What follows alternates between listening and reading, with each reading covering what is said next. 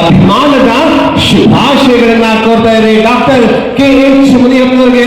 ಇದೀಗ ಪೂಜ್ಯರು ಹಾಗೂ ಎಲ್ಲ ಅವರ ಅಭಿಮಾನಿಗಳು ಹಿತೈಷಿಗಳು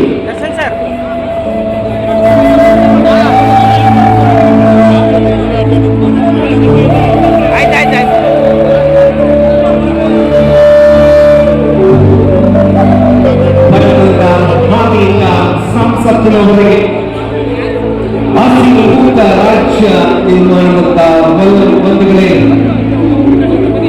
ಆಹಾರ ಮತ್ತು ನಾಗರಿಕ ಪೂರೈಕೆ ಸಚಿವರಾಗಿ 4 ಕೋಟಿಗೂ ಹೆಚ್ಚು ಜನರಿಗೆ ಅನ್ನಭಾಗ್ಯ ಯೋಜನೆ ತಲುಪುವಂತೆ ಮಾಡುವಂತಹ ದಕ್ಷತೆಯಿಂದ ಕೆಲಸ ಮಾಡುವಂತಹ ಮಾನ್ಯ ಸಚಿವರು, ಬೆಂಗಳೂರು ಗ್ರಾಮಾಂತರ ಜಿಲ್ಲೆಯ ಉಸ್ತುವಾರಿ ಸಚಿವರು, ನಮ್ಮ ದೇಶದ ವಿಧಾನಸಭಾ ಕ್ಷೇತ್ರದ ಜನನಾಯಕ, ಜನಪ್ರಿಯ ಶಾಸಕ, ಜನಸೇವಕ ಡಾಕ್ಟರ್ KH ಮುನಿಯಪ್ಪನವರಿಗೆ ಈಗ ಶಿವಾಜಿ ನಗರದ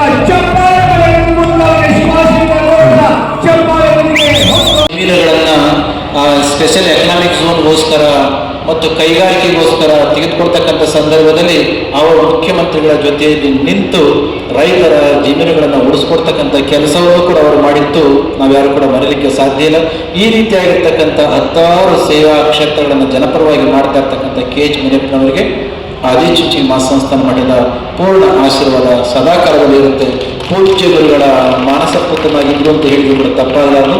ಅಂತಹ KH ಮುನಿಯಪ್ಪನವರಿಗೆ ಸರ್ವರ ಮತ್ತು ಶ್ರೀಮಠದ ಕಾಲಭೈರೇಶ್ವರ ಸ್ವಾಮಿಯ ಪೂರ್ಣ ಆಶೀರ್ವಾದ, ಪೂಜ್ಯ ಗುರುಗಳ ಪೂರ್ಣ ಆಶೀರ್ವಾದ ಮತ್ತೆಲ್ಲ ಪ್ರಾರ್ಥನೆಯನ್ನು ಮಾಡಿ ನನ್ನ ಮಾತನ್ನ ಮುಗಿಸ್ತೇನೆ. ಜೈ ಶ್ರೀ ಗುರು.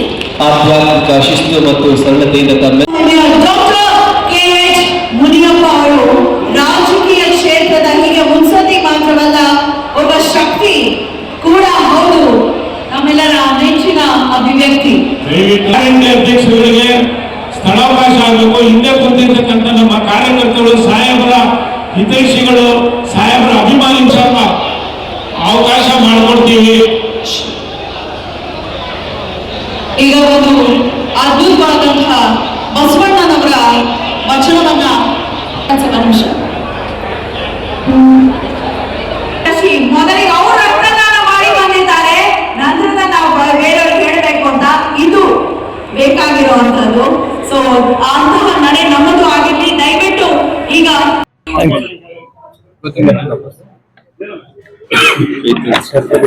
ಅಭಿಮಾನಿಗಳು ತಾಲೂಕು, ಜಿಲ್ಲಾ ಮತ್ತು ರಾಜ್ಯದಲ್ಲೇ ಸಾಕಷ್ಟು ಜನ ಅಭಿಮಾನಿಗಳೆಲ್ಲ ಒಟ್ಟಿಗೆ ಸೇರಿ ಇವತ್ತು ದೇವನಹಳ್ಳಿಯಲ್ಲಿ ಒಳ್ಳೆ ಕಾರ್ಯಕ್ರಮವನ್ನು ಮಾಡಿ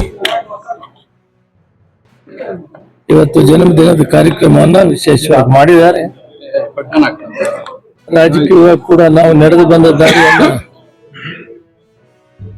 ಶ್ರೀ ನಿರ್ಮಲಾನಂದ ಮಹಾಸ್ವಾಮೀಜಿಯವರು ಮಾತಾಡಿದ್ದಾರೆ, ಮಾದಾರ ಚೆನ್ನೈ ಸ್ವಾಮೀಜಿ ಮತ್ತು ಹಲವಾರು ಸ್ವಾಮೀಜಿಗಳು ಬಂದರು, ಸುಮಾರು 20-25 ಜನ ಸ್ವಾಮೀಜಿಗಳು ಬಂದರು. ಅವರೆಲ್ಲ ಆಶೀರ್ವಾದ ಮಾಡಿದ್ದಾರೆ.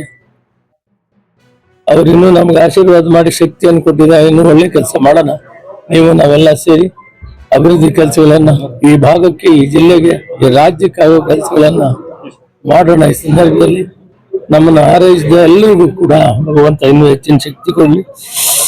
ಈ ಅಭಿಮಾನಿಗಳ ಬಳಗ ಒಟ್ಟಾರೆ ಈ ಕಾರ್ಯಕ್ರಮ ಯಶಸ್ವಿಯಾಗಿ ಮಾಡಿದ್ರೆ ಭಗವಂತ ಅವರ ಆರೋಗ್ಯ ಭಾಗ್ಯವನ್ನು ಕೊಡಲಿ ಅಂತ ದೇವರನ್ನು ಪ್ರಾರ್ಥನೆ ಮಾಡ್ತೀನಿ. ವಿಶೇಷವಾಗಿ ನಿಮ್ಗೆ ಕೂಡ ನಿರಂತರವಾಗಿ ನಮ್ಮ ಜೊತೆಯಲ್ಲಿ ಸೇವೆ ಮಾಡ್ತಾರೆ. ನಿಮ್ಗೂ ಒಳ್ಳೇದಾಗಲಿ. ಊಟ ಮಾಡ್ರಿ. ಬೇರೆ ಕೆಲಸ